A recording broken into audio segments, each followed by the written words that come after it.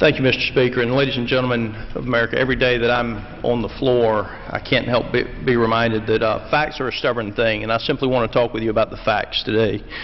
You see, the President and the Democratic leadership spent the last 4 years blaming George Bush for driving our economy into the ditch. And now as President Obama drives our economy toward the fiscal cliff, I'd like to share with you some remarks, remind you of remarks that he made during his Fiscal Responsibility Summit held on February 23, 2009 at the White House. The President said, and I quote, "We cannot and will not sustain deficits like these without end.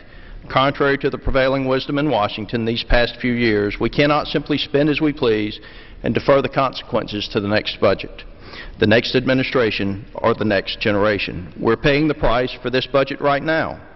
He continued, "In 2008 alone, we paid $250 billion in interest on our debt, 1 in every 10 taxpayer dollars. That is more than 3 times what we spent on education that year, more than 7 times what we spent on VA health care. So if we confront this crisis without also confronting the deficits that helped cause it, we risk sinking into another crisis down the road as our interest payments rise and our obligations come due. Confidence in our economy erodes, and our children and grandchildren are unable to pursue their dreams because they're saddled with our debts.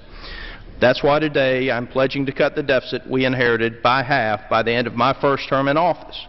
Now, this will not be easy. It will require us to make difficult decisions and face challenges we've long neglected, but I refuse to leave our children with a debt they cannot repay. That means taking responsibility for it right now, in this administration, for getting our spending, ladies and gentlemen, under control." And I end the quote. Now, let's do the math, Mr. Speaker.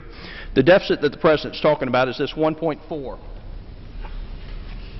The 1.4 trillion is the deficit that he's talking about. Now, according to his own proposal, if he gets all of the tax increases that he's asked for, and I want to make this clear, his revenue estimate right here assumes that he gets the tax increases that they're asking for. You still have a $900 billion deficit, ladies and gentlemen. He promised it wouldn't be any bigger than $700 billion.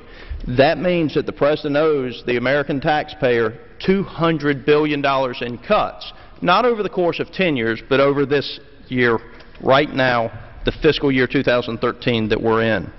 Now, Mr. Speaker, the President made a pledge to cut spending, not to the Republican members of Congress. He doesn't even speak with us, if you want to know the truth of the matter. He made a pledge to cut spending to the citizens of the United States of America, to the citizens of the United States of America, so that our children and grandchildren would be able to pursue their dreams instead of being saddled with our debts. Mr. Speaker, a pledge from the President of the United States to the citizens of this country should mean something. Instead, his plan in his budget, assuming his tax increases, leaves our children and grandchildren with a debt of more than $21 trillion. And that, ladies and gentlemen, is something that we simply cannot allow him to do to our country and to our children. Thank you, Mr. Speaker. I yield the well.